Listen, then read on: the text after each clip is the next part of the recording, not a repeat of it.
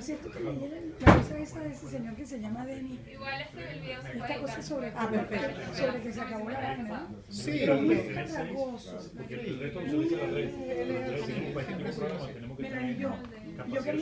Yo quería leerlo completo. No, verificarle más, quizás ahí para verificar no solo una cosa conmocionante, porque Roma tiene un tipo... Sí.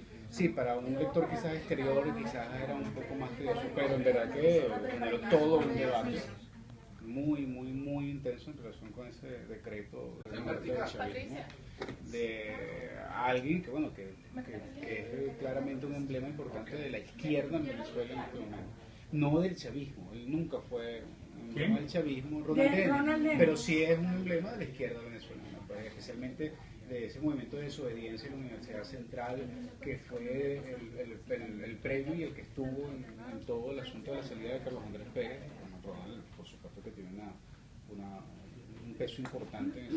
Y a nivel de gobierno, lo que fue al final fue viceministro de Planificación. Salió corriendo con el plan de cabeza. Sí, no duró mucho, estuvo con Felipe Pérez, no tuvo mucha incidencia, pero él sí tiene mucha ascendencia en los grupos más... En los más extremistas que dividieron un poco en radicales. Ya está. Eso no lo pueden apagar, ¿verdad? ¿Por qué no vas a votar tú? Mira, yo en mi circuito, bueno,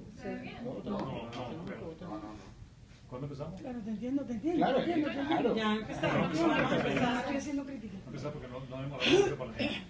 Pero eso no es una cosa que voy a hacer pública. No. Gracias a Dios porque no queremos estar pidiendo a la gente que nos vote. 6D. En esta ocasión nos encontramos con Berenice Gómez, quien es candidata, periodista y candidata para el circuito 3 en Caracas, y Dickmer Evans, quien es representante de Marea Socialista, una de las opciones que además fue prácticamente inhabilitada por el Consejo Nacional Electoral. Estamos esperando a Manuela Bolívar, quien es dirigente, quien es candidata acaba de llegar Manuela, quien es candidata lista Miranda por la Mesa de la Unidad, y habíamos invitado a Daniela Ponte, candidato por el circuito 3 del Distrito Capital del Partido Socialista Unido de Venezuela, pero lamentablemente se excusó esta mañana porque tuvo un problema personal. Entonces vamos a dar comienzo a nuestra transmisión vía Periscope, vía streaming y Hangout. Este encuentro es una de las iniciativas que han hecho Analítica.com y Efecto Cocuyo como una alianza de los medios digitales de Venezuela para fomentar y contribuir a la democracia. Y vamos a estar haciendo distintos encuentros y agradecemos muchísimo a las personas que han aceptado la invitación, porque justamente lo que queremos y queremos impulsar es la discusión con ustedes que nos están escuchando, viendo en esta transmisión. Entonces, la dinámica es la siguiente: cada uno de los participantes tiene 10 minutos para presentar las propuestas que pueden tener en términos de alternativas los electores para el CID. Le vamos a dar la palabra a Berenice Gómez, quien tiene su marca personal como la bicha, y que además tiene una característica muy interesante, que es una periodista que ha decidido lanzarse al ruedo político, pero además lo ha decidido hacer desde una posición no polarizada, no alineada con los dos polos de la confrontación. Berenice, tienes la palabra. Bueno, Bienvenida. gracias. Lo primero que le voy a decir es que de Chiripa llegamos temprano, porque la ciudad está colapsada, señora. Totalmente. Yo no puedo llegar por 2 horas en colegio. Y te estoy esperando hace 2 horas justamente por eso lo sabemos. Exacto. O sea, la primera cosa que quería decir. Muchas gracias por esta oportunidad. Muchas gracias por sentarme con esta criatura y con este joven que nunca se pronuncia su nombre, me parece dificilísimo. Nicolás y María, pero la cambias la A por la E. Pero siempre utilizamos, no sería el verbo correcto. Siempre nos gusta tener en nuestro portal tururuturu.com sus trabajos, porque son muy enjundiosos y son muy críticos, y nos gusta mucho la gente crítica. Y a Manuela la queremos mucho también y la conocemos, sobre todo por la trayectoria política, no por la trayectoria familiar, que no nos interesa, sino la trayectoria política. Bueno, la tercera cosa que le iba a decir es que yo soy una señora de la tercera edad, tengo 63 años, estaba en modo abuelita, limpiando moco, atendiendo muchachitos, enseñando a leer y escribir, atendiendo a mis nietos y buscándolos en la escuela porque mis hijas trabajan y parieron del viento las dos. y yo les sirvo de ayuda. Y de pronto, y también yo había dicho que la política era una cosa demasiado delicada y demasiado seria para entregársela a los periodistas. A pesar de que ha habido periodistas muy talentosos como asambleístas, no, pero sí como congresistas. Manuel Isidro Molina, por ejemplo, entre otros. Oscar Llanes, por ejemplo, entre otros. Pero también ha habido unos fracasos estruendosos y sumamente silenciosos. Bueno, además yo tengo la idea, tengo 3 patriotas cooperantes, de esos que echaron bastante vaina con el gobierno y se fueron allá a echarle dedo a los panas con la DEA. Me están esperando como caimán en boca de caña para darme todos los datos de todas las rubieras que hicieron aquí, todos los delitos que cometieron, para que mamadita escriba un libro. Entonces ya tenían los pasajes de irme para los Estados Unidos, están en 2 estados diferentes, y ya bueno, un día me dijeron, señora, usted tiene que ser candidata. Yo, candidata, yo nunca he sido candidata para nada, además, enana, gorda y con cara de sirviente y tímida, no podía ser ni del Miss Venezuela. O sea, yo no he sido candidata jamás en mi vida. No, candidata presidencial. No estoy aquí, señores. Candidata, ¿cómo se llaman? De diputada. Entonces yo le dije, no, yo no me voy a meter en eso. Sí, son unos partidos que están fuera de la unidad. ¿Cómo me voy a meter fuera de la unidad si eso rompe la unidad? Y entonces, no puede ser. Yo no quiero ser rompedora de la unidad. Bueno, no, pero es que son un grupo que organizó Enrique Mendoza. Le dije, tampoco quiero tener que ver con nadie que organizó Enrique Mendoza. Y ahí tiene que ver Fuenmayor Toro, menos, porque yo lo denuncié. No, bueno, y Pablo Medina, no, Pablo, mentira, estás borracho, yo no quiero tener nada que ver con eso. No, ¿cómo voy a terminar yo? 40 años de ejercicio profesional, enredada con semejante persona. Me faltaba Carlos Malo nada más ahí. No, yo no me meto en esa broma. No. Me dijeron que no tenían nada que ver con eso y efectivamente no tenían nada que ver con eso. Me llama un amigo que es consultor político y me dice, Berenice, ¿tú no te das cuenta que las circunstancias del país cambiaron? ¿A ti no te daría vergüenza que te llamaran colaboracionista con el gobierno? Claro, porque nunca lo he sido y no lo voy a hacer, porque nunca lo fui y a ti te consta.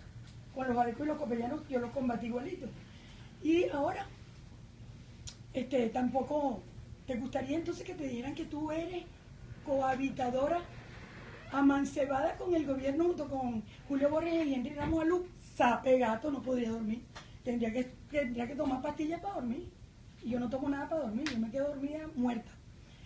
Bueno, entonces me puse a pensar la lavativa y dije, bueno chicos, si Chávez fue presidente de Venezuela y si Iris Varela ha sido ministra, inventó la operación Cayapa, que matan a una gente, la liberan y salen y matan a 2 más y lo llevan a casa de los jueces y los entregan.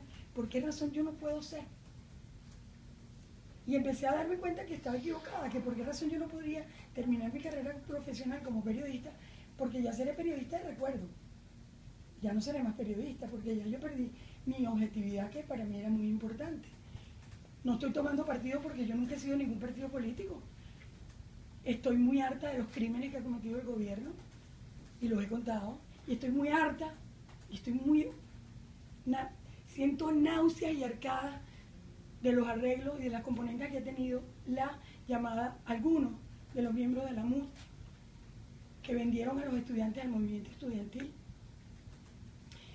Pasaron por encima de los cadáveres de algunos estudiantes, de muchachos tuertos, de muchachos que perdieron una mano, de niñas violadas, de muchachos violados, de gente torturada. Pasaron por encima de la tumba de los muchachos que han torturado en la Digepol esa que tiene nueva ahí, que se llama el SEBIN, y los vendieron. Y me dije, ¿quién hizo a los venezolanos opositores votar por Henry Falcón y darle la impresión de que Henry Falcón es un opositor? MUD, la MUD. ¿Quién hizo que los venezolanos votaran por ¿cómo se llama eso? El hombre que suplía a María Corina Machado, que resultó todo lo que resultó, un hombre que llaman Ricardo Sánchez. ¿Quién fue que lo hizo? ¿Quién lo hizo? ¿No fue la MUD? Ok, sigo. ¿Quién hizo que la gente votara por Ismael García, un señor a quien yo, Berenice Gómez, denuncié desde que era alcalde de La Victoria por caso de corrupción, y cuando fue alcalde de la ciudad de Barquisimeto, lo denuncié también, hice una gira por todas las obras fantasmas que había hecho y por los desastres que había hecho? ¿Quién hizo que los venezolanos de buena fe votaran por Ismael García? La MUD. Entonces yo dije, ¿por qué no? ¿Por qué no puedo yo ir a la Asamblea Nacional? Me faltan como 2 minutos, pues yo no voy a hablar más. ¿Por qué no puedo ir a la Asamblea Nacional? ¿Por qué no puedo pedir que se cambie el reglamento de interior y debate que permite que hagan tantas barbaridades? ¿Por qué no puedo ir yo a la Asamblea Nacional a pesar de que corre el riesgo que me den unas pescosas como le dieron a María Corina Machado? O se la dieron a Julio Borges, yo no sé por qué se la dieron a Julio Borges, pero se la dieron. ¿Por qué no puedo ir? ¿Por qué no puedo pedir, por ejemplo, una cosa que a mí me parece vital? Aquí en Venezuela hay homosexuales y hay diversos, gente que tiene cambio de género, de tal, no tienen los mismos derechos. Los homosexuales y los diversos existen, pero no forman parte del discurso de nadie. Hay una doctora que se llama Tamara Adrián, que cuando viaja como Tomás Adrián, y tiene que pasar por el bochorno de explicar que ella ya no es él. Aquí hay un par de niñas chavistas, decentes, profesionales universitarias, que se querían casar y estaban impulsando eso en la Asamblea Nacional, y no pudieron, porque este es un gobierno hipócrita, homófobo, que no tienen gabinete, que lo que tienen es closet, y detestan a los homosexuales y a los diversos. Y entonces parece que ellos no existieran. O sea, bueno, no, vamos a hablar de todo, pero de eso no, porque entonces van a creer que que van a decir los evangélicos, a mí no me importa eso. Yo no soy mejor que un homosexual o que un diverso. Yo soy persona igual que son ellos. ¿Por qué mis hijas se pueden llamar con mi apellido? Y los hijos de esas dos criaturas que se casaron en Argentina, ella no es la viuda de su esposa. Porque tú sí puedes ser la viuda de alguien y ellas no, porque no pueden heredar, porque son tan hipócritas. A mí me gustaría eso. Yo quisiera pelear, estar en la Asamblea Nacional para que los casos de corrupción administrativa que yo he investigado y que los he denunciado y que no han sido desmentidos, se han investigado. Porque cada vez que llega eso, por ejemplo, gente de la bancada de Acción Democrática, que la bancada de Acción Democrática, que antes era la bancada de Acción Democrática, ahora es así, dijeron en el CEN, vamos a investigar el caso de los bolichicos, que es un escándalo. No, eso no se puede investigar. Algún día yo cuento por qué, porque yo creo que el país entero lo sabe. Estoy trabajando, no puedo atender a nadie, chao, adiós. No puedo pagar esto. Toma, mi amor, apaga eso, por favor. Esos casos no se han investigado. Los bolichicos no se han investigado. Y el robo de los bolichicos fue obsceno. Aquí hay gente pasando hambre y no sé cuántas toneladas dejaron pudrir en Pudreval. Y si siguen aguantando hasta el 6 de enero, hasta el 6 de diciembre, va a haber otra hambruna porque se va a destruir una gran cantidad de comida que compran casi podrida y cuando llegan a los puertos la dejan allí y se pudre y hay gente que está haciendo colas y necesidades. Eso hay que investigarlo. Yo quisiera trabajar en el Congreso para saber qué hacen con los reales. Ahorita, Lumeli, ahorita el presupuesto que están anunciando es de 2 billones, es decir, yo no sé decirlo porque no soy matemática, pero eso es una cifra impronunciable, no los 2 billones. Esos son un millón de millones o 2 millones de millones. Pero si tú le quitas los 3 ceros del Bolívar flácido que le quitó Chávez, entonces son trillones, cuatrillones o bibillones, lo que viene del presupuesto nacional. Y a pesar de lo cual, cada rato le meten un crédito adicional que lo fabrica el hombre con una maquinita, merente. Entonces, yo quisiera estar allí para que me digan qué hacen con los reales. ¿Qué hacen con los reales de una cantidad de obras que presupuestaba Chávez? Porque déjenme decirle que yo me tuve que calar a Chávez porque yo era la periodista que hacía a los presidentes y que lo acompañé también, no a él, porque yo nunca fui amiga de él, en la campaña, en los 2 años de campaña. Tú fuiste la verduga que me mandaste para eso. Y dice Miraflores, y ese hombre aprobaba, ven acá, Emilio, ¿qué es lo que tú quieres construir allá en Yaracuy? Bueno, presidente, vamos a construir un no sé qué, un gran hospital. ¿Cuánto necesitas, Emilio? Bueno, 25.000 millones de bolívares. Aquí tiene, pero me lo construye. Y ahí lo que está es que queda la placa con la cara de Chávez, así. Como la fábrica de Guayuco, que los Ameliat le metieron esa, lo dejaron como un bobo, como la fábrica de tomates que iban a hacer en Monaga, lo dejaron como un gafo, con un bicho de tomate así, que era embuste, que no existía. Y los que hoy día lo traicionan y usan los ojos de Chávez, porque no hay candidato chavista, lo que son los ojos de Chávez. Estamos compitiendo contra los ojos de Chávez. Y le están desmantelando el chavismo, lo están traicionando. Gracias a Dios que a mí nadie me puede acusar de traicionarlo, porque yo nunca le fui leal, porque nunca fui amiga de él. Y siempre conté la verdad sin ningún tipo de miedo. Y si no le tuve miedo al chavismo, no le voy a tener miedo a la oposición. Y en mi programa de radio, todos los días que tengo que decir algo de la oposición, así no les guste, lo digo. Eso era todo. Bueno, muchas gracias, Berenice Gómez, la bicha, candidata independiente por el Circuito 3 en Caracas. Le vamos a dar la palabra al señor Nickmer Evans, de María Socialista. Al no candidato. Al no candidato Gracias. de la tendencia excluida, porque bueno, nos parece muy interesante que haya estas distintas posiciones. Berenice planteó 2 puntos de agenda que me parecen sumamente interesantes, que tienen que ver con la corrupción y además con los derechos de los sesodiversos, que es una de las, digamos, de las deudas que tiene la democracia venezolana y que tiene este gobierno también. Entonces, Nick, cuéntanos cuál es la propuesta que ustedes tenían y que siguen teniendo, independientemente de que no vayan todos a competir por una curul en la Asamblea Nacional. Me van indicando un poco el tiempo, porque eso de 10 minutos es como Yo presionante. te voy haciendo así. Por favor. ¿Ok? Pero yo te hago así. Ya tú sabes que Yo me voy acomodando. Exacto, tú te vas a acomodar. Bueno, en principio, bueno, de verdad que felicitar este esfuerzo, creo que es un esfuerzo independiente. Y yo creo que eso es algo verdaderamente de resaltar. Y creo que está precisamente en la onda y en la movilización de lo que actualmente también es expresión del pueblo venezolano. Hoy el 40.9% de los venezolanos están pidiendo que la personalidad del cambio en Venezuela sea un factor independiente según Benebarómetro. Esto indica, es un pequeño indicador. Y además, si hacemos el análisis desde el punto de vista electoral de lo que realmente hoy es el espectro de intención de voto del venezolano, nos damos cuenta que los independientes terminan siendo prácticamente la mayoría de la población venezolana. Y cuando hablamos de independientes, aquellos que no se autodefinen parte de un partido político o parte de la polarización. Por eso es que nosotros este 6 de diciembre vamos camino al último duelo de la polarización en Venezuela. Y es una polarización pactada. Una polarización que tiene un acuerdo muy claro. Se sabía que cualquier factor externo que fuese por fuera de la polarización para las elecciones del 6 de diciembre sería un elemento de perturbación para los intereses de una oposición que piensa que al fin va a ganar y de un gobierno que piensa que todavía que va a mantener la hegemonía y el control absoluto de todos los factores de poder que existen en el país.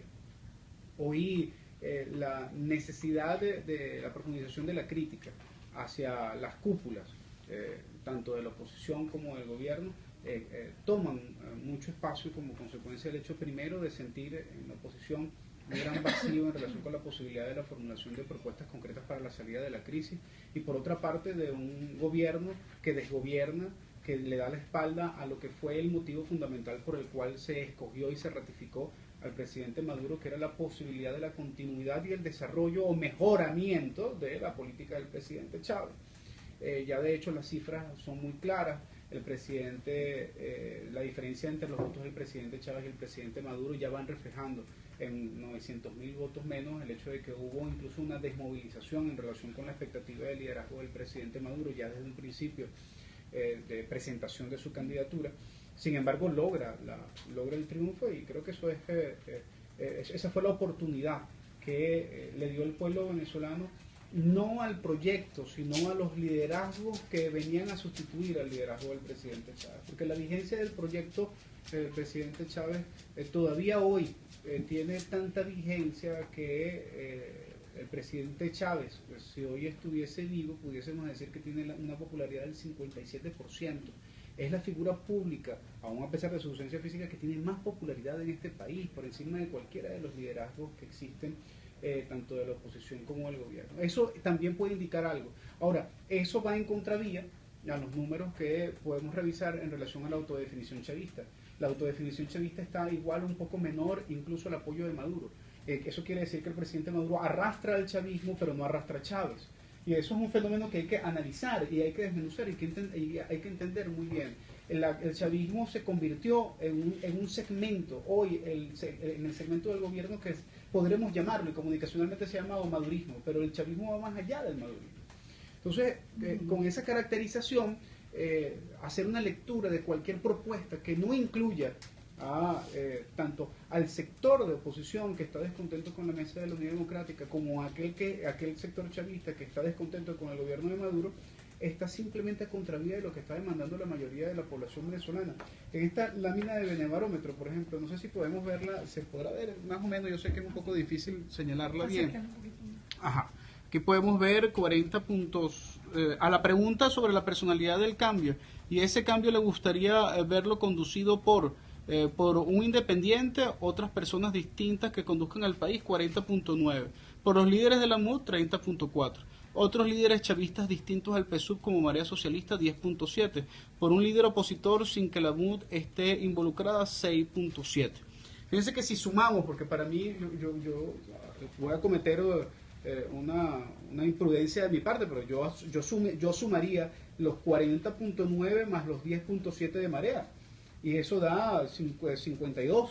Eso es 52% del país, porque Marea es un sector evidentemente independiente también, aunque el estudio buscó tratar de distinguirlo precisamente en el área de tratar de analizar y desmenuzar un poco la crítica a lo interno del PSUV. ¿Y por qué pasa eso? Y entonces ahí voy a los elementos concretos de la propuesta de Marea Socialista. La presentación de los candidatos de Marea Socialista se vio impedido, primero porque se impidió por una junta electoral compuesta por la oposición y por el gobierno 4-1, la posibilidad del acceso a la tarjeta electoral. ¿Y por qué hago el énfasis en esto? Porque la puerta de entrada del CNE es la dirección de partidos políticos, y la dirección de partidos políticos está a cargo de Miquelena, que es además parte del equipo del rector del CNE de la oposición. Entonces, a nosotros el primero que nos cierra la puerta, por cierto, dentro del CNE es la oposición. Y después en la Junta Directiva, pues se genera la resolución que termina de consolidar la posibilidad de que sea rechazado el nombre de Marea Socialista dentro del CNE. Ya nos fijaron audiencia para creo que 24 de noviembre. Por supuesto, con todo el cálculo premeditado de que no podamos participar en esta elección, y sin embargo nos fuimos, convocamos otras tarjetas, otras organizaciones, nos jugaron kikiriwiki, nos cobraron. Aquí está mercantilizada la política en el país. Nos cobraron 30 millones de bolívares para vendernos una tarjeta para participar, y por supuesto que le dimos que no. Primero porque no lo tenemos, y segundo porque no va en nuestros principios éticos. 30 millones. 30 millones de bolívares. A ver, eso lamentablemente es una vieja práctica en la política venezolana. Voluntad Popular es una tarjeta comprada a Smith de Vargas y de Venezuela de Primero. Y bueno, ellos tenían que comprarla, porque bueno, yo los felicito, y además fue una solución, pero nosotros no nos prestamos efectivamente a ese tipo de cosas. Después hubo toda una serie de juegos de eliminación de tarjetas, y lo último fue la paridad de género como excusa para poder cercenar un poco de candidaturas. Hoy tenemos candidaturas solamente en el circuito 2 de Libertador, en el circuito 3 de Miranda, tenemos en el estado Falcón, excepto el circuito de la Sierra, en Bolívar, excepto el circuito del sur, tenemos candidatos en Delta, tenemos candidatos en el estado en el estado Mérida y en el estado Táchira. En Táchira completo a través de la tarjeta Por Esta, que es una alianza, Por Esta, que es un partido local, se sumó a Marea Socialista. En el estado Sucre tenemos también un circuito que es a través de la tarjeta local de Movimiento Popular Sucrense, y así nos fueron cercenando, y lo que fuimos recogiendo fue retazos de gente que nos fue relativamente apoyando, tarjetas como Joven en Bolívar, Poder Laboral en Falcón y en Caracas. Juan Bimba por ahí nos prestó un circuito en Miranda, en el circuito de Petare. ¿Le prestaron la ropa? Sí, prácticamente, ¿no? Pero esto también lo que evidencia es que tenemos un sistema electoral que termina beneficiando la polarización, y que termina beneficiando además una sobrerepresentación de las mayorías, y que además se presta fácilmente para la concreción de la ruptura de este duelo. Ya me están sobando y me faltan 8 puntos. Pero solamente los voy a anunciar, porque creo que lo más importante acá es qué proponemos nosotros. Exacto. ¿No? Y precisamente en ese sentido nosotros hemos abierto una agenda en relación al debate de temas.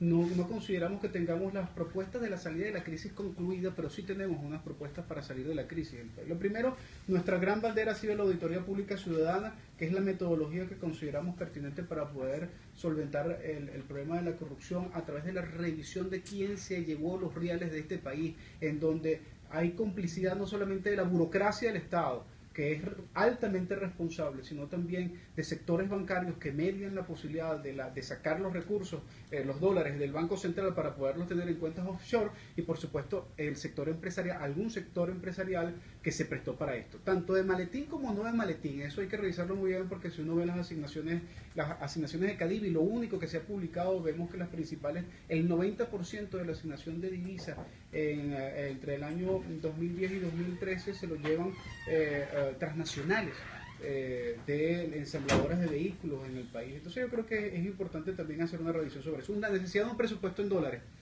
Nosotros no estamos a favor de la dolarización de la economía, pero sí estamos de acuerdo con la necesidad de que el control y la fiscalización de los recursos que entran fundamentalmente de la industria petrolera y que representan el 97% de las divisas en el país sean fiscalizadas a través de la asignación no solamente de la fijación y establecimiento del ingreso, sino también el gasto en proporción a esos dólares, porque cuando se hacen bolívares entonces se abre una gran brecha en el sistema de control cambiario que genera muchísima perversión y muchísima corrupción.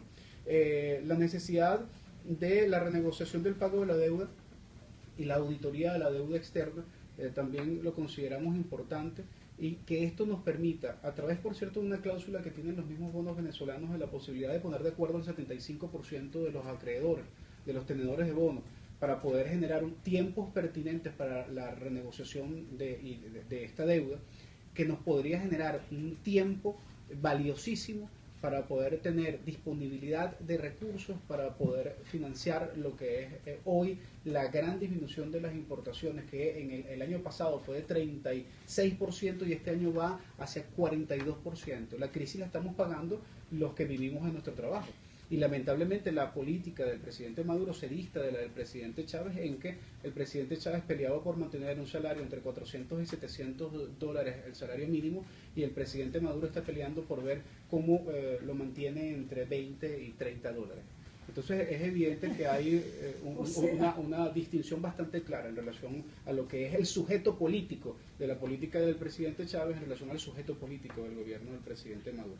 El estímulo de la pequeña y la mediana empresa. No podemos hacer nada si no transformamos el problema de la cultura del rentismo petrolero en Venezuela. Adrúbal Batista hablaba que había una especie de capitalismo rentístico en Venezuela, y definitivamente además un capitalismo rentístico petrolero que además es de Estado, una combinación, un híbrido extraordinario. El presidente Maduro y su gobierno han ido incorporando elementos que desvirtúan absolutamente cualquier posibilidad de establecimiento de desarrollo de un modelo socialista, que al final no puede y no debe ser cualquier propuesta socialista vinculado con el hecho de hacer que la gente dependa de prebenda, sino por el contrario incorporarlo activamente a la producción. El socialismo es valoración justa del trabajo, no es otra cosa, y para valorar justamente el trabajo lo que debe haber es trabajo, y este trabajo además debe ser productivo. Son las inconsistencias que existen en este momento. Generación de confianza. Es fundamental que en Venezuela se genere confianza. Hay un problema fundamental en la estructuración de los precios en el país. El hecho de la excusa de la reposición de costos nos está llevando a una desenfrenada cadena de especulación, que lo peor es que termina siendo justificada por el mismo empresario como consecuencia de la incertidumbre de acceder a divisas. Esto, por supuesto, es la excusa, además la brinda lamentablemente las políticas erradas del Estado. Hay una doble responsabilidad en ese sentido. Si nosotros damos seguridad y hablamos transparentemente y mostramos las cifras de cómo se está conduciendo hoy, cuáles son los resultados de la conducción de hoy del país, y hablamos claro de cómo van a ser los procedimientos de asignación de divisas, creo que por supuesto que se bajaría no solamente 2, como dicen ahora los chamos, se bajaría hasta 4 los decibeles de preocupación que hoy existen en el país. Termino con esto. La necesidad de la revaloración del trabajo no implica o no es no solamente se solvente con aumentos salariales. Tenemos un problema serio, y como lo dije al principio y cierro con esto, lamentablemente el trabajador, el que vive de su trabajo, el 99% de los venezolanos somos los que terminamos pagando la crisis. El presupuesto del año 2006 sigue reflejando además que vamos a seguir pagándolo nosotros los que vivimos de nuestro trabajo, porque prácticamente con lo que se recoge por la recaudación de impuestos, que entre cigarrillos, licores, IVA, que lo pagamos absolutamente todos. Ya con eso, para lo que se proyecta el año que viene, estaríamos pagando más o menos unos 50 millones de salarios mínimos el año que viene. Eso quiere decir que hoy, en lugar de poner a pagar la responsabilidad de defraudación del presupuesto nacional a quienes realmente deben pagarlo, 259.000 millones de dólares se fugaron entre el año 1999 y 2013. Solamente con el 10% de la repatriación de eso, podríamos nosotros solventar el problema de la crisis de este año y hacer inversión para reactivarnos el año que viene. Y sin embargo, la prioridad es hacer que nosotros paguemos con nuestro salario la crisis. Entonces, revertir eso es el planteamiento fundamental de Marea Socialista. Para ello, incluso planteamos que no es necesario llegar a las elecciones del 6 de diciembre. Tenemos mecanismos refrendarios, el gobierno está habilitado, la Asamblea Nacional, en donde hoy está compuesta por la oposición del gobierno, tiene también la posibilidad de legislar y siempre lo ha tenido durante todos estos años y no lo ha hecho, y entonces hay un poco de candidatos a diputados que son diputados o que son del partido de la Asamblea prometiendo que el 7 de diciembre se va a resolver todo, pero no hicieron absolutamente nada durante todo este tiempo. En todo caso, la necesidad de la voluntad de la gente, la voluntad refrendaria también es un mecanismo importante que queremos nosotros empezar a proyectar. Diputados que vayan a la Asamblea no a habilitar al presidente, sino a habilitar al pueblo, creo que sería una de las buenas premisas para el 6 de diciembre. Bueno, muchas gracias. Estamos aquí transmitiendo la oferta electoral a través de analítica.com y Efecto Cocuyo. Nos pueden seguir por el hashtag Pulso Electoral 6D y le vamos a dar la palabra a Manuela Bolívar. Antes de darte la palabra, Manuela, quiero decirle a las personas que nos están siguiendo que para este foro también estaba invitado Daniel Aponte, candidato por el Circuito 3 de Caracas, del PSUV, pero él lamentablemente no pudo venir, se excusó esta mañana con nosotros por una situación urgente que se le presentó y por tanto no vamos a tener la posibilidad de presentar la propuesta que tiene el gobierno para la Asamblea Nacional. Ahora te doy la palabra, Manuela, si puedes estar desde allí o te rotas con la bicha. El micrófono está más cercano de aquí que de ahí. Creo que se escucha todo. Se Claro, se pueden rotar. Perfecto. No, si se escucha, sigo aquí. O sea, ¿Y si como lo prefieran. acercamos? No, sí se escucha. Ok. Ahí. Bueno, primero muchas gracias por el espacio. Yo creo que medios como este, y sobre todo ante un modelo que lo que ha hecho es hacer la hegemonía comunicacional y callar la libertad de expresión, yo creo que se hace importantísimo que podamos tener estos debates y estos diálogos y espacios para emitir opiniones, ¿no? Lamento haber llegado tarde, creo que también las colas ahora en el tráfico, bueno, más agudo de lo que vivimos el día a día los venezolanos, son el síntoma del fracaso del modelo. O sea, y creo que en el fondo los venezolanos hoy, la polarización no está entre chavistas o opositores. La polarización ahí está entre quienes apuntan a un modelo que brinde bienestar, progreso, calidad de vida, versus un modelo que lo que ha traído es corrupción, desigualdades y mayor pobreza, que es un poco lo que estamos viendo hoy cuando vamos a un supermercado y no podemos adquirir productos básicos que antes se producían, como por ejemplo el café, o la leche, o la harina pan, o lo que ustedes quieran. Hoy no se consiguen, hoy es más frecuente. De hecho, hay una estadística que dice que de cada 10 veces que vamos a un supermercado, 9 veces no conseguimos un producto que buscamos, ¿no? Entonces, creo que esa es la polarización que se plantean hoy los venezolanos. De igual forma, yo creo que hoy en Venezuela pasa algo que es una oportunidad y es una ventana incluso para este debate, que es el debate de fondo, que es que 60% de los venezolanos creen que esta crisis no es de corto plazo, ¿no? Y aquí yo quiero decir que ciertamente el presidente Nicolás Maduro se ha equivocado y se sigue equivocando en las políticas que implementa, pero es que es la continuidad de muchos años de un modelo que acabó con el aparato productivo. Y eso hay que rescatarlo, porque al final no solo se trata de un modelo que está lleno de corrupción. Por ejemplo, aquí del 60% de los ingresos petroleros que nos entraron se usaron en dólares para importar cosas, cuando en verdad lo que debimos haber hecho es producir más como país, de generar más productos. O sea, y aquí más bien pasó lo contrario. Aquí, por ejemplo, en el caso, yo hace unos días saco un video ejemplificando lo que ocurrió con las empresas del café. Café, que es algo que nosotros tomamos desde que nos levantamos hasta que nos acostamos, porque nos encanta un guarapito.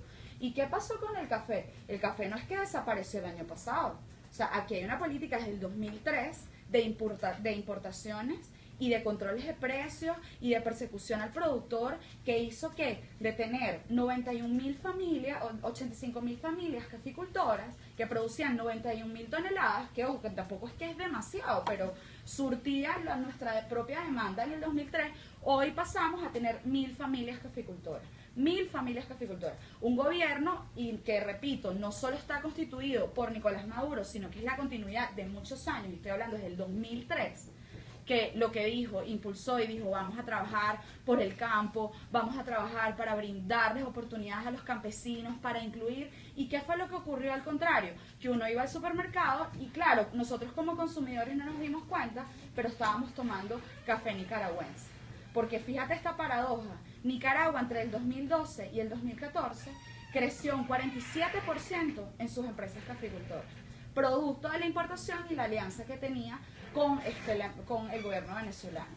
Pero entonces resulta que Venezuela sí le compraba a Nicaragua su café a precio internacional, pero a los caficultores no se lo compraba al precio de costo, sino que le colocaba un control de precio. Entonces, ¿qué se tradujo esto? Se acabaron los dólares, que fue lo que le tocó a Maduro, se acabaron los dólares, porque el presidente Chávez también se endeudó.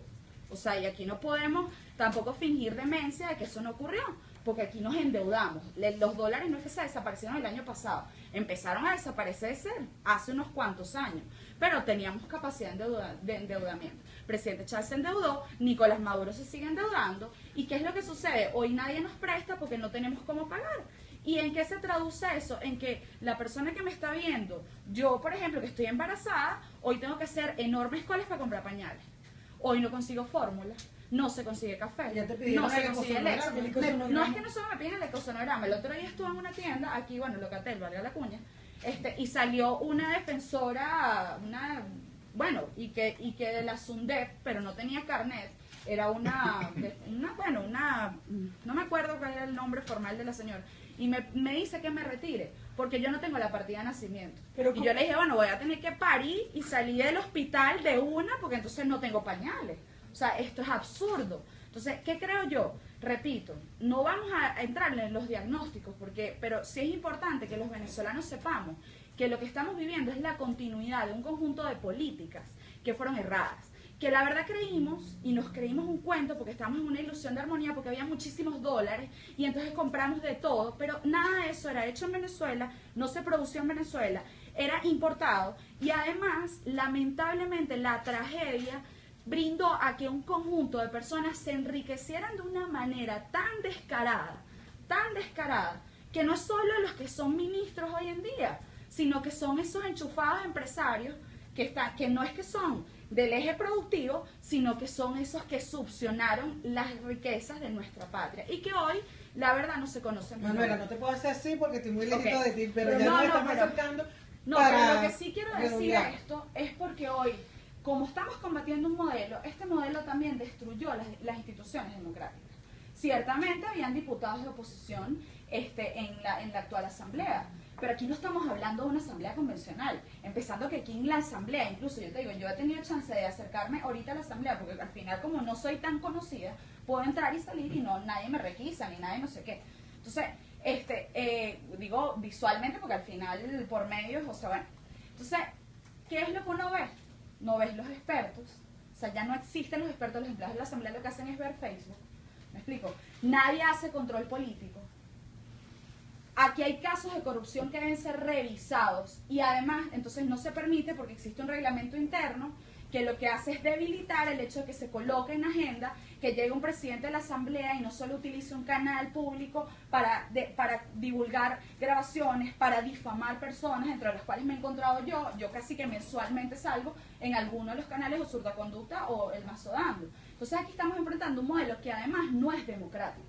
Porque, ¿qué ha pasado aquí? Se silencia la prensa, se silencian las instituciones democráticas, la justicia, la fiscalía y las distintas, o sea, donde veamos estamos. Entonces, ¿cuál es el eje de la unidad? Uno, recobrar desde la mayoría, porque aquí hay que ser mayoría, desde la mayoría, una institución que es el contrapoder al Ejecutivo. Entonces, ¿qué se va a hacer desde el contrapoder al Ejecutivo? Uno, el control político. O sea, aquí tenemos, repito, casos de corrupción en donde están no solo ministros actuales, sino personas que pertenecieron a gestiones anteriores en donde entró millones de dólares. Pero eso hay que revisar, ¿no? Adicional a eso, repito, también la Constitución brinda mecanismos que pueden ser activados y van a ser activados para la renovación del Ejecutivo. Y no estamos hablando de cosas guarimberas, estamos hablando de una Constitución que es de todos los venezolanos y que le establece a cada ciudadano la posibilidad de escoger. Porque, repito, aquí tenemos que volver a la democracia, aquí tenemos que volver a la inclusión, aquí tenemos que volver a parlamentar diversamente para poder realmente generar o implementar ese proyecto que brinda productividad, que brinda inclusión y que brinda al final bienestar para los venezolanos. Porque aquí no se trata de una cacería bruja, pero sí se trata de que cada quien pueda trabajar y ganar y comprar servicios y adquirir cosas desde su esfuerzo, no desde que se enchufe o desde que el Estado le brinde. No queremos un Estado productor, queremos un Estado que incentive que todas las personas puedan hacer sus proyectos. No es el gran Estado, eso es un Estado que medie, que asegure, que brinde derechos, pero que también permita que las personas puedan progresar. Okay, muchas gracias. Bueno, repito que teníamos invitado a Daniela Ponte del PSU, lamentablemente no pudo venir, por tanto no podemos ofrecer la visión del gobierno o la oferta electoral que tienen los candidatos del gobierno para las elecciones del 6D. Noté que los tres coincidieron en el hecho de la corrupción. Creo que es evidente que si llegaran las distintas las representaciones de estas tres posibilidades a la Asamblea, el debate sería por la corrupción. Sin embargo, creo que un punto que es importante que podamos abordar tiene que ver con algo que planteó Berenice Gómez, que es el respeto a la sesodiversidad. En la asamblea anterior y la otra asamblea, pese a que estaba conformada por personas que venían de partidos de izquierda y se autocalificaban de revolucionarios, se detectó que la mayoría eran muy conservadores. Y el tema digamos, del matrimonio homosexual o el tema del aborto o esos temas que tienen que ver un poco más con esos derechos que mundialmente se están discutiendo, son temas prácticamente vedados. Yo quisiera de repente que cada uno me diera una posición sobre eso para ver si eso entraría dentro de la agenda de la próxima Asamblea Nacional. Empezamos así. Sí. Sí. Perfecto. Ginibet Soto y su esposa, específicamente Ginibet, antes de morir, antes de ser asesinada por taxiar, después de regresar de Argentina con su hijo y su esposa, estaba ya incorporándose en Marea Socialista. Para nosotros fue, por supuesto, un impacto bastante dramático. Ella era nuestro puntal para lo que iba a ser la articulación en relación con ese sector. Sin embargo, hoy compañeros que fueron electos de base por el Partido Socialista Unido de Venezuela para ser los representantes de la generodiversidad en la Asamblea Nacional y que fueron excluidos y que fueron rechazados, hoy, bueno, mantienen unas extraordinarias relaciones con nosotros, porque nosotros tenemos una política muy clara en relación con la necesidad no solamente de la inclusión, sino del protagonismo de estos sectores en relación con la necesidad de superar trabas tan increíblemente retrógradas y antisocialistas, desde cualquier perspectiva, como es actualmente el desprecio que existe por parte de gente de closet de este gobierno, de denigrar e incluso de frenar cualquier tipo de avance legislativo necesario para generar un progreso, un avance en relación con nuestra sociedad.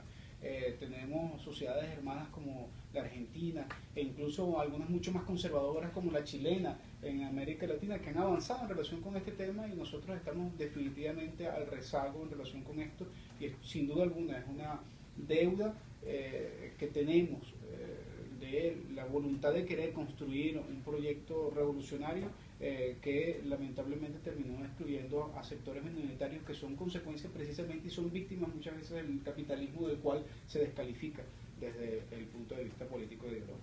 Manuela, ¿qué posición ha tenido, si la ha discutido la Mesa de la Unidad en cuanto a esos tipos de iniciativas legislativas que pudieron promover, dado que la primera opción aparentemente por las encuestas de tener bancada es de la Mesa de la Unidad? Sí. Bueno, primero, desde la Unidad y desde Voluntad Popular, nosotros, por ejemplo, desde Voluntad Popular, nosotros, nuestra bandera es el derecho para todas las personas. Tan si es así que de hecho una de nuestras candidatas es Tamara Adrián. Tamara Adrián, que además representa desde su primero trayectoria, no solo como abogada, no solo como profesora, como constitucionalista, pero también como defensora y activista de derechos, es la voz de la, y en esto quiero decir, de la unidad, la banderada de la unidad, no solo en Caracas, sino en la Asamblea, para, digamos, promover proyectos que incluyan, que protejan los derechos de las personas trans, las personas, todo lo que es el LGBTI, ¿no? Sin embargo, es como digo, aquí lamentablemente nosotros nos estamos debatiendo entre un país en donde tú pudieras discutir temas de aborto, temas de, bueno, de lo que fuera, pero lamentablemente aquí estamos volviendo a lo más básico, que es el debate hasta de la vida. O sea, hoy cuando uno abre las noticias y ve que se usan granadas para asaltar una joyería, que hubo un tiroteo en los valles del Tuy en donde fueron asesinadas tantas familias, o sea, y eso la verdad no es que nos sorprende, porque es que ocurre todos los días, los tiroteos ocurren todos los días. Aquí la verdad hemos vuelto a discutir elementos básicos como derecho a la vida, derecho a la salud, derecho a la educación, que en teoría Venezuela tenía años anteriores algunos avances, algunas cosas que mejorar ciertamente. Yo no quiero decir que con esto la cuarta es perfecta o la quinta mucho menos. Yo creo que Venezuela tiene que ir hacia adelante y promover eso. Pero en ese sentido, ¿qué es lo que digo? Bueno, la unidad tiene voces diversas y tan diversas que tenemos hoy. La primera representante va a ser la primera parlamentaria en Latinoamérica que transgénero, que evidentemente pues va a ser la voz y una voz contundente en tema de derechos de sexodiversidad. Pero repito, la unidad también tiene diversidad. No solo tiene mujeres, tiene hombres, tiene gente de comunidad, tiene estudiantes, tiene perseguidos políticos, tiene presos políticos. Gilberto Sojo, por ejemplo, es nuestro candidato por Aragua y es preso político del régimen por pensar distinto. Entonces, en ese sentido, la pluralidad y esa diversidad que pide el país, pues hoy está emulgada, o sea, hoy está contenida en la propuesta parlamentaria de la Mesa de la Unidad. Berenice, ya tú habías hablado del tema, si quieres abundar un No, poquito pero va a más. ser bastante breve. Qué vergüenza para Venezuela, Manuela, y para tu hijo, que la doctora Tamara Adrián tiene que viajar con un pasaporte que se llama Tomás Adrián, porque en su propio país no tiene derecho a ser reconocida. Qué dolor tan grande que esa criatura que era la conjunción entre los diversos y la marea socialista, que le dieron un tiro en una noche fatídica, no pudo dejar viuda a su esposa. ¿Por qué? O sea, ¿cuál es la razón por la que este régimen utiliza a las mujeres como verdugos? Esa es la otra cosa. ¿Tú sabías, Manuela, que en el mundo, en toda la bolita del mundo y en toda la historia, el único trabajo vedado para las mujeres es ser verdugo? Verdugo eso que dan el hachazo, que van en la guillotina, o que guindan a la gente. ¿No te diste cuenta cómo nos han utilizado como verdugos? Por lo menos las mujeres que están en el alto gobierno han sido verdugas. La doctora Barreiro no, me lo dice o me lo pregunta. Bueno, de la misma manera, son muy hipócritas, porque como les repito, este gobierno no tiene gabinete, tiene closet. Y los ridiculizan y utilizan esos inmundos programas nocturnos que reivindico el derecho de la gente que los quiera ver a que los vean, y que no me gustaría que los cerraran, porque cada gente, yo no veo pornografía, pero hay gente que les gusta. ¿Qué quieres que te diga? Ahí los ridiculizan.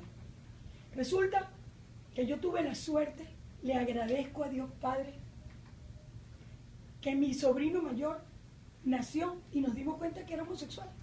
Mide 2 metros 6 centímetros. ¿Sí? Y un día él habló conmigo porque él es un gay feliz. Él nadie lo indujo, no le duele nada, no tiene trauma, nada de eso. Entonces me dijo, mamina, yo quiero hablar contigo acerca de lo que yo siento. Yo soy un hombre a quien le gustan los hombres. Yo no me podría vestir de mujer ni maquillarme, a mí no me gusta la feminidad. Yo soy un hombre a quien le gustan los hombres. Me parece muy bien, mi amor. Y yo sentí eso desde pequeño, yo lo sabía, mi amor. Y entonces me dijo también esto. Hay mujeres que se han enamorado de mí porque es muy bello y es muy bueno. Y yo le digo, no, te presto mi hombro para llorar, te consuelo, te quiero. ¿Qué quieres? Lo que tú quieras, pero yo no me puedo casar contigo porque yo soy gay. En ese momento me di cuenta de que yo era irremediablemente heterosexual y nunca me había pasado por la cabeza la posibilidad de indagar si me iba bien manoseando a Manuela Bolívar o a Reyes, no, eso no existe en mi cabeza. ¿Por qué yo soy normal? ¿Por qué yo soy perfecta? ¿Por qué de mi sexualidad no se habla? ¿Y por qué la de los homosexuales sí? Mira, me llegó el parquito ese. El otro día fue la doctora Tamara Adrián a la radio. La estaba entrevistando mi hermana y le pusieron un dilo. Pregúntale a la tal doctora que qué pasó con Tomás Adrián. ¿Por qué Tamara Adrián es rara y yo soy normal? Si yo soy irremediablemente heterosexual y mi sobrino es irremediablemente homosexual. Un día le dijo a mi mamá, que tenía 80 años, le dijo, mamá, conocí un holandés y me quiero ir para Holanda. Váyase, él me invitó, váyase, hijo. ¿Cómo hago con mi mamá? Entréguemela a sus manos, yo me encargo. Usted se tiene que ir para Holanda, porque aquí usted es 2 metros de marisco y en Holanda será un individuo, un ser humano, un ciudadano. Bueno, está allá en Holanda, perfecto. Yo quiero llamar la atención sobre ese tema. Yo no soy normal, ni ellos son anormales. Quisiera puntualizar algo. Emilio, ¿tienes alguna pregunta para nuestros invitados? Bueno, yo creo que lo más importante de este debate ha sido la coincidencia entre factores que representan diferentes opciones y creo que eso es auspicioso para el futuro del país, que efectivamente demuestra, como dijo Nick Mero en un momento dado, que estamos cambiando paradigmas. Y esto creo que es la pregunta específicamente es cómo se encuentran ustedes partiendo de puntos tan diversos a de pronto encontrarse en los mismos argumentos de fondo. Fascinante, porque somos venezolanos, aquí cabemos todos. Después del 6D nos viene la varita de Harry Potter. Y entonces se van ahí todos los chavistas. No. Los chavistas son venezolanos. Ah, yo soy inclusiva. Yo los quiero conmigo. Lo que yo sí verá que tengo cero tolerancia es con los malucos, con los corruptos. Porque el que roba a los más pobres y lleva ese pan envenenado a su casa, envenena su casa. Yo no quiero que los asesinos formen parte de mi vida y de mi reino. Pero ¿por qué los chavistas no? ¿Y por qué los maduristas no? ¿Y por qué los vivaperistas, que se llaman? Populistas no. Claro, todos cabemos aquí.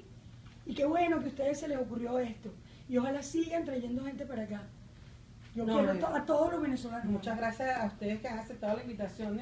Sí, yo creo que a ver, ante tu pregunta, yo creo que la única manera de encontrarnos es en la democracia, en la tolerancia y además en la lucha por un mejor país. Nosotros de Marea Socialista nos podemos encontrar con todo aquel que realmente desde el plano de la democracia convoque a un ejercicio pleno del derecho de cada uno de nosotros de poder tener disensos como esencia fundamental de la democracia. Apoyamos en algún momento lo que significó la acción de irrupción de un sistema como cuando emerge Chávez en el año 1992. Pero eso no deja de asentarnos aún más en la necesidad de la rectificación que él mismo dio en relación con el rumbo de los procesos democráticos y en la necesidad de la convocatoria de las mayorías para poder tomar decisiones reales mucho más contundentes en el país. La necesidad de la superación del ejercicio de la violencia para la salida de la crisis del país, creemos que también es un elemento importante sobre el cual, si no hay ninguna voluntad en ese sentido de convocatoria de violencia, podemos nosotros encontrarnos fundamentalmente en el derecho que todos tenemos a poder expresarnos y a tratar de conquistar, a tratar de enamorar, a tratar de seducir a las mayorías en función de las propuestas que tenemos. Mira, bueno, yo creo que en el fondo espacios de encuentro para el diálogo y el debate son necesarios. Y de hecho, yo creo que el peor síntoma que tiene el fracaso del modelo, que es la cola, hoy ha reunido a los venezolanos, ¿no? Porque ahí se encuentra el de Katia, el de Barinas, que viene porque no consigue alimentos, el del este de Caracas, se consigue todo el mundo en la cola, o sea, todo el mundo en la cola y todo el mundo está debatiendo no solo la necesidad, sino la aspiración. Entonces, en función a eso, por eso es que creo que hoy los venezolanos, y no solo quienes estamos acá, sino el venezolano está encontrándose ya y ya rompió esa categoría del chavista y el opositor, porque repito, nos une la necesidad, el hecho de que no hay caraotas y no las podemos comer en la mañana, que nos encantaba, porque o son muy caras o no se consiguen, pero también nos une la esperanza por un futuro mejor. O sea, como les digo, mujeres jóvenes como yo que queremos tener hijos, o sea, al final uno le apuesta a tener familia en este momento de crisis del país porque sin duda este país tiene futuro, y tiene futuro porque nos tiene a nosotros los venezolanos. Entonces yo creo que lo que tenemos es que seguir manteniendo ese diálogo y ese encuentro, ese debate, eso sí, de fondo, o sea, porque repito, esto no se trata solo de unos rostros o de unos momentos, esto se trata de un modelo de fondo que evidentemente nos trajo a la crisis económica, social y moral que estamos viviendo hoy, para poder, digamos, tomar un rumbo diferente y que nos encontremos todos en una Venezuela, una mejor Venezuela, en una Venezuela con bienestar y progreso. Muchas gracias. Tenemos a Martínez Mótola que quiere hacer una pregunta también. Háganla, por favor. Bueno, primero me parece extraordinario que en este ambiente esté ocurriendo este encuentro, y celebro también la coincidencia que ha habido en lo que ustedes han hablado. Ahora, me gustaría ver un ejemplo de las diferencias y de cómo podemos debatir también en diferencias, porque hasta ahorita he oído y me ha parecido muy enaltecedor el hecho de que hayan hablado de las coincidencias.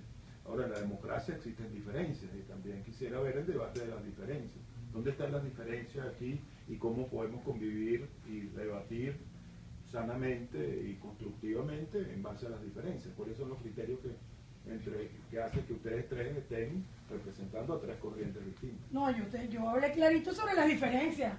Yo hablé, por ejemplo, que en mi programa yo denuncio, a pesar de que el chavismo, y Chávez fue el hombre más poderoso que tiene esta patria, y yo vengo dándole carajazo desde el juramento del Samán de Güeres para acá, porque yo no me bauticé ahora. Cuando ellos hicieron el juramento del Samán de Güeres, ya yo sabía que existía esa logia militar y empecé a darle carajazo. 1. 2. Dije también que en mi programa de radio, sin ningún tipo de miedo, independientemente de la hegemonía comunicacional y el sagrado, ¿cómo se dice eso? La culicardia que tienen algunos periodistas y que tienen bozal de arepa, yo digo, todos los días en mi programa de radio hago esa denuncia y lo hago en el portal. Pero también hago la de la oposición, porque cuando yo me entero de las cosas, porque para mí no hay corrupto bueno y corrupto malo, ni muertos buenos ni muertos malos. Por eso ya ahora dejaré de ser periodista, pero bueno, ¿no? Todas las cosas que la oposición ha hecho mal las he denunciado. ¿Quién nos obligó a votar? Bueno, gracias a Dios que vino. Por Ismael García, la MUD. ¿Quién obligó a la gente a votar por Ricardo Sánchez? La MUD. Dios mío, ¿quién obligó a los venezolanos a votar por ese esperpento de personas a quien yo toda la vida se lo he dicho desde que era pasante, que se llama William Ojeda? Porque tú sabes que lo que yo digo de William Ojeda se lo he dicho en su cara 60 veces. Las veces que ha tenido el valor de hablar conmigo. Porque nosotros le hemos seguido las andanzas desde que era pasante en la cadena Capriles. No de antier para acá como ustedes. No. ¿Quién le hizo el sortilegio a la gente de que votaran por él? La MUD. ¿Quién vendió a los muchachos torturados, manoseados, muchachitas magreadas por los guardias nacionales en esas motos, arrodillados, que le metían el fusil por el recto a los muchachos? Maricón, y le metían el fusil. Allá hay un muchacho en Madrid que está dando lástima en las calles, que se tuvo que ir de aquí perseguido. No. La MUD, eso es obra de la MUD. ¿Quién dijo que no investigaran a los bolichicos? ¿Quién dijo que no investigaran a Pudreval? La MUD. ¿Quién dijo? ¡Expropiese! ¿Quién le mandó a quitar al hombre de Gómez Sigala, que no es amigo mío ni es familia mía, los terrenos? Y hoy día, el individuo que le quitó los terrenos por donde te echabas y de Henry Falcón es el candidato de la MUD, papadito. ¿Qué te parece? En contra de Gómez Sigala. No, yo sí tengo mucha diferencia. Yo no creo en el expropiese. Yo creo que el que trabajó y se sudó tiene derecho a tener sus propiedades y que a los ladrones hay que meterlos presos. Y no hay ladrones buenos del lado del chavismo y ladrones malos del lado de acá, no. No hay ladrones buenos y ladrones malos. Todos son malos y hay que denunciarlos. Yo sí tengo hartas diferencias, hartas. A ver. Mira, aquí estamos enfrentando una dictadura, ¿no? Empezando por ahí. O sea, esto no es una crisis de la democracia, esto es una dictadura que ha tomado los poderes públicos y hace uso del Estado para, digamos, mantener el poder a costa de la vida, de la calidad de vida, de los derechos de las personas. Los estudiantes presos, por ejemplo, o sea, el partido político más perseguido es Voluntad Popular, que desde su junta nacional hasta su militancia hoy está privada de libertad o está en el exilio. Y así no paremos de contar. Y yo creo que hoy la unidad lo que se plantea cuando hablamos de un cambio de modelo es uno, retomar la democracia, retomar el Estado de Derecho, retomarla desde la diversidad de sus voces, porque repito, hoy la unidad tiene en su bancada gente que está privada de libertad como Gilberto Sojo, tiene personas, que representan los distintos sectores, ¿vale? Por ejemplo, en mi caso, yo el año pasado fui perseguida y acusada por un supuesto golpe de Estado cuando además yo era directora de atención ciudadana de la alcaldía de Latillo y de verdad no tenía ni tiempo para conspirar. Porque no hay nada más trabajoso que atender al ciudadano y atender todo un conjunto de denuncias, ¿me explico? Entonces, sin embargo, Miguel Ángel Rodríguez Torres me acusó de que yo tenía un plan de golpe contra el gobierno de Nicolás Maduro. Sin embargo, repito, aquí el concepto de fondo es que tenemos que recobrar la democracia. O esta dictadura no se instauró hace un año o hace 2 años. Esta dictadura tiene bastante tiempo. Entonces, y es parte de un modelo que se constituyó. Entonces, en ese sentido, la unidad y esta elección no es una elección convencional. No estamos hablando solo de un parlamento. Estamos hablando de llegar mayoritariamente para ponerle un control político, recuperar uno de los poderes más fundamentales en Venezuela, que es el parlamento, y a su vez desde allí activar los mecanismos necesarios y constitucionales para hacer una renovación del Ejecutivo desde el voto popular. Entonces, eso significa organización ciudadana, eso significa, pero ¿qué es lo que sí tenemos claro en la unidad? Que necesitamos estar unidos para poder combatir a este modelo. Y en ese sentido, pues esta fórmula no solo tiene la diversidad, sino tiene el compromiso no solo con nuestro futuro como país, sino también con lo que nos viene, la oportunidad que tenemos en este momento de poder retomar el rumbo democrático. Has atacado muchísimo el modelo, ¿no? Sí, no, bien interesante además la necesidad de hacer más explícita la diferencia, porque creo que las diferencias en los discursos son evidentes, pero dejarnos claros siempre va a ser bueno. Yo lo primero que quisiera expresar es que desde nuestra perspectiva, el gobierno de Maduro hoy no es la continuidad del gobierno del presidente Chávez, y hay una diferencia que es de forma y es de fondo en relación con ellos. Si uno pretende que haya una continuidad, por supuesto que el objetivo fundamental al final de sectores políticos definidos de oposición en el país es el exterminio del chavismo en Venezuela, y eso es exactamente más de lo mismo en relación a lo que ese mismo sector criticó del chavismo. Entonces, salir es como la serpiente que muerde su cola, y si seguimos en ese sistema, lamentablemente vamos a generar mucho más odio y resentimiento del que hoy puede existir en nuestra sociedad.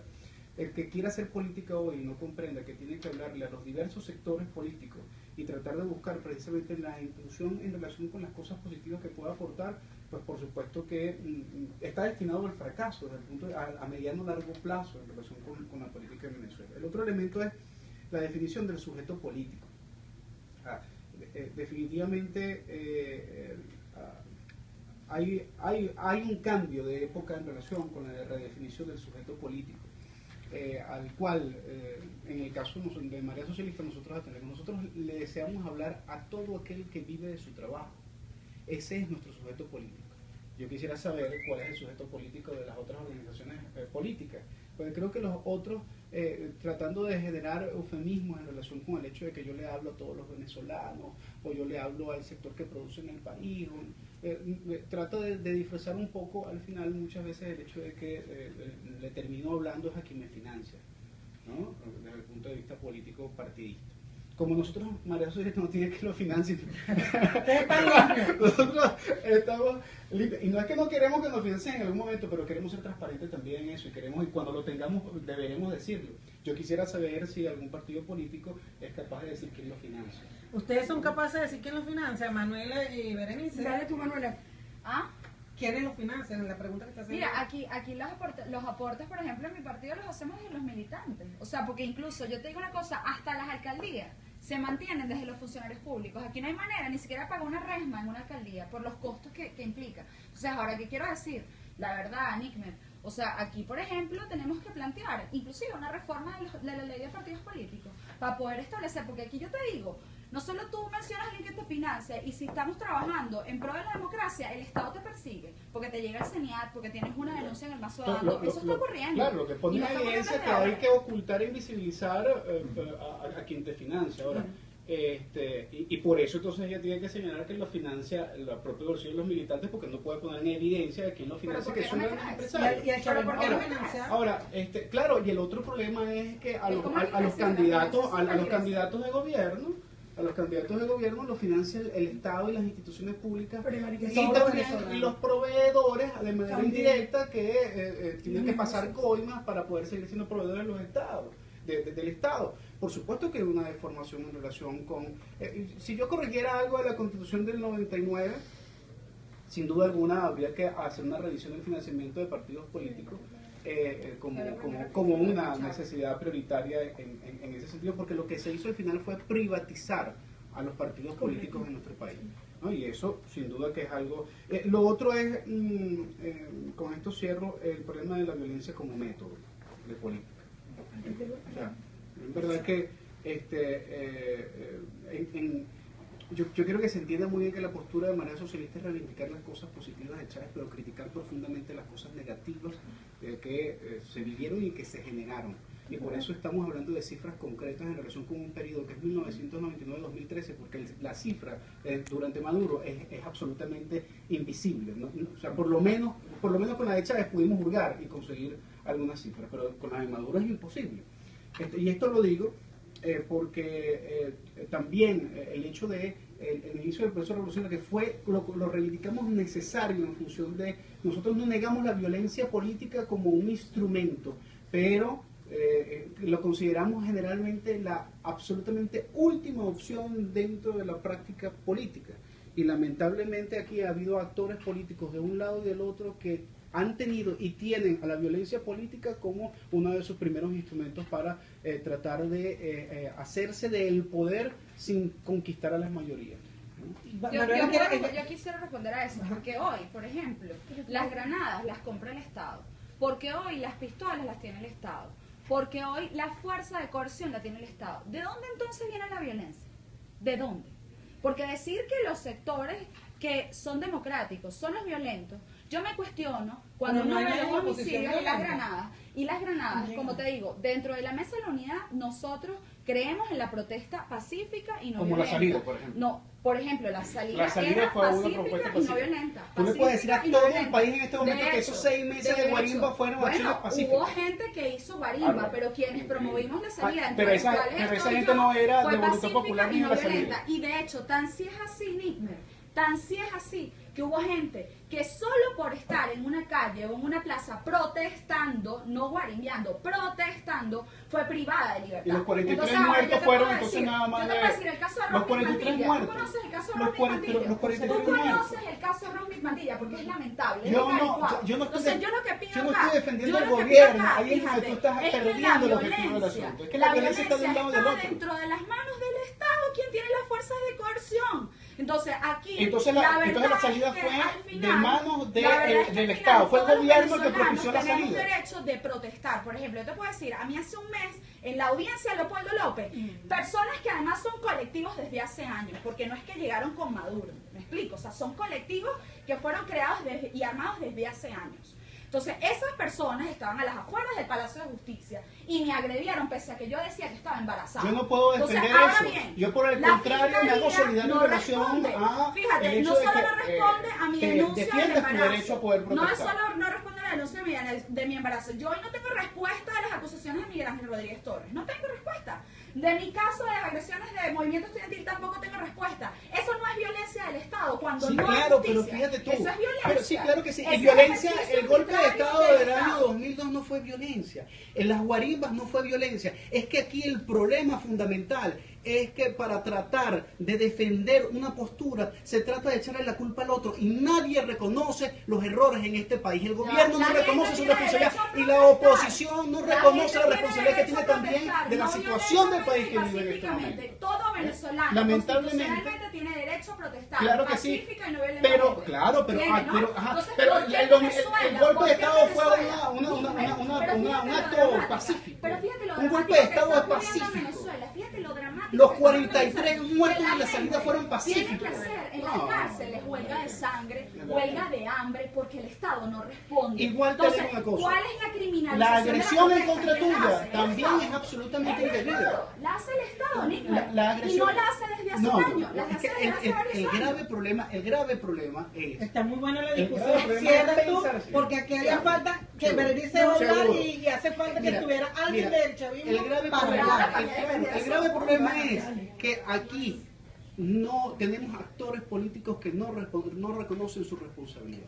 Nosotros de manera socialista nos asumimos chavistas y nos asumimos corresponsables de los errores y de los aciertos del presidente Chávez, y estamos en este momento buscando la reivindicación de las cosas positivas y reconocemos las cosas negativas.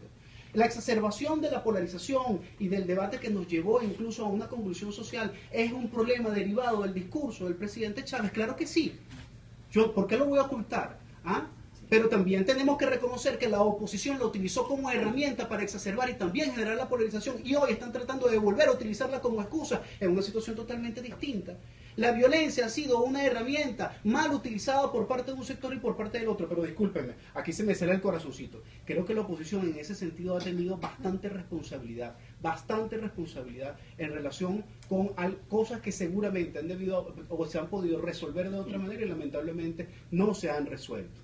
Y no ha aportado absolutamente nada a la resolución del conflicto social que existe hoy en el país. Si hoy nosotros hacemos una posición, reflexionamos sobre nuestras responsabilidades, creo que vamos a avanzar muchísimo, y por eso estamos convocando a una auditoría pública ciudadana, que no es sino en relación a los gastos que se han generado y al despilfarro y al desfalco del gobierno del presidente Chávez. Berenice, tú has señalado que la MUD también tiene responsabilidad en todo lo que fue las capturas y los presos políticos que hubo a raíz de las protestas de la Los salida. primeros justicia iban y le avisaban a la Guardia Nacional cuáles eran las actividades que iban a tener, mija querida.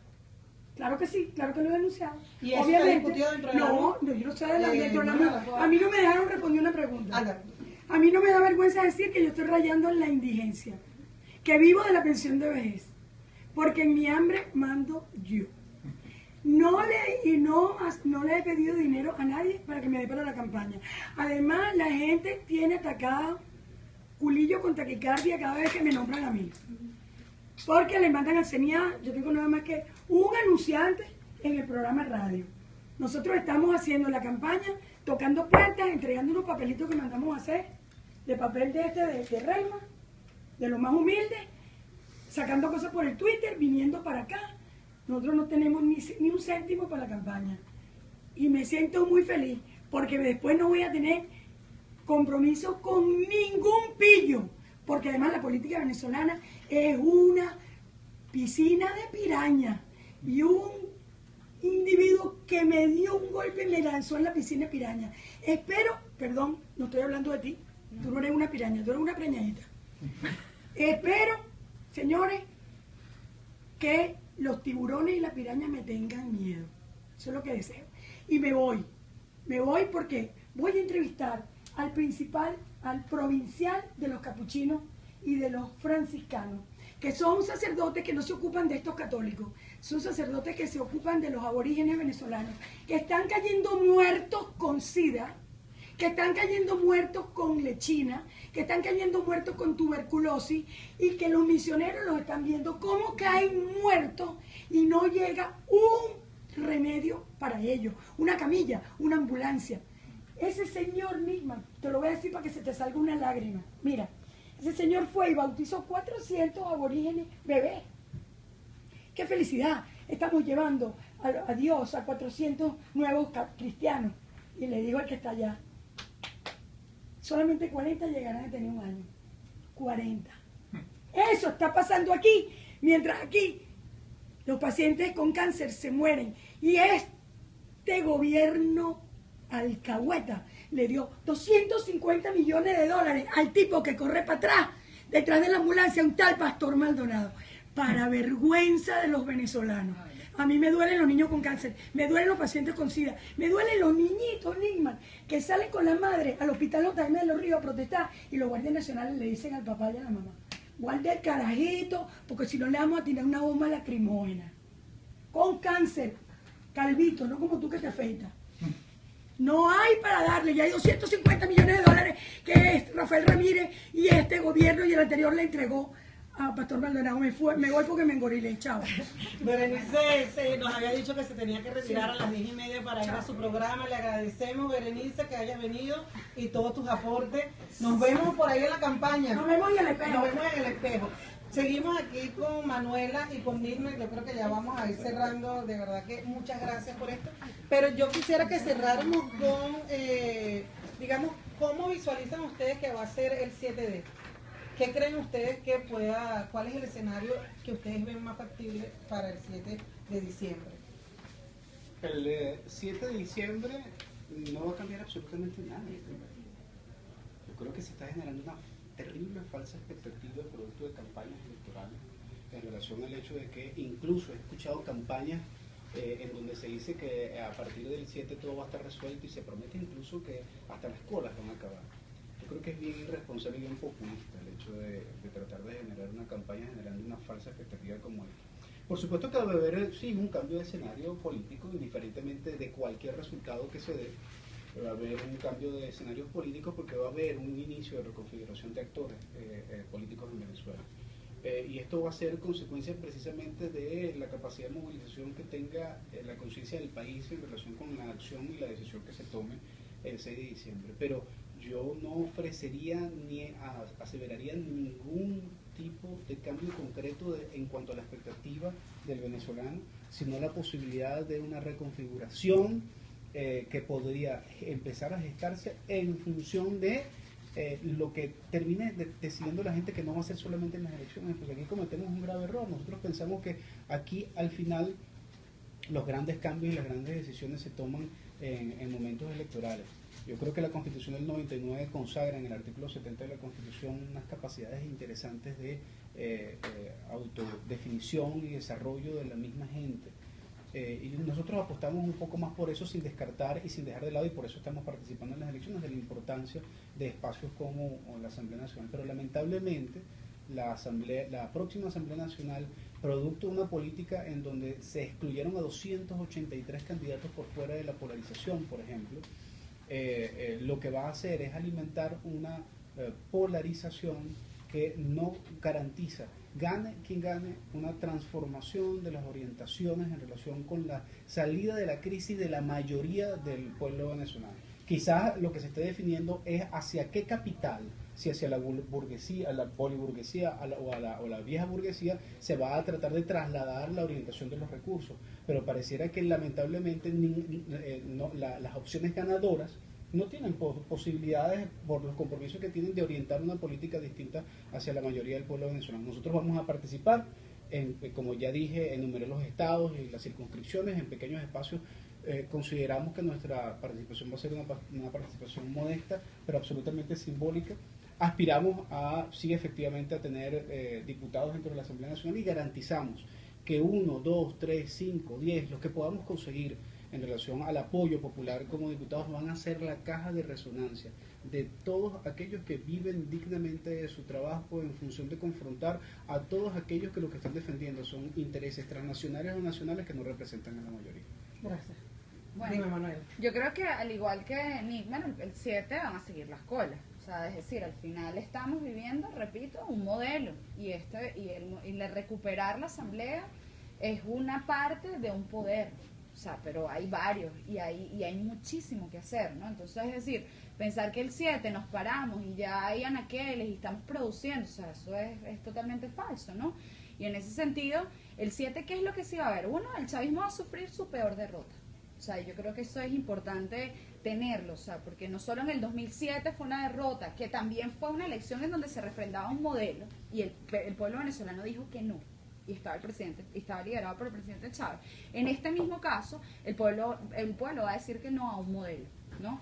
Entonces, ¿qué vamos a apuntar después de eso? Sin embargo, yo creo que la asamblea va a tener voces diversas, va a tener voces que que no representan, como yo, por ejemplo. Yo no soy de la cuarta, o sea, yo crecí y lo único que conozco es la quinta, ¿no? Entonces, y soy producto de lo que ha sido la persecución, la pérdida de libertades de la quinta, ¿no? En ese sentido, pues, o sea, lo que vamos a representar en esa discusión es los problemas de la gente, porque yo creo que algo que sí tiene que tener la Asamblea Nacional es que los debates no pueden ser que si, bueno, o sea, todos los debates absurdos que está llevando hoy la bancada oficialista, que es quien nos maneja hoy la Asamblea, en las sesiones de la Asamblea, sino van a ser los debates de la gente.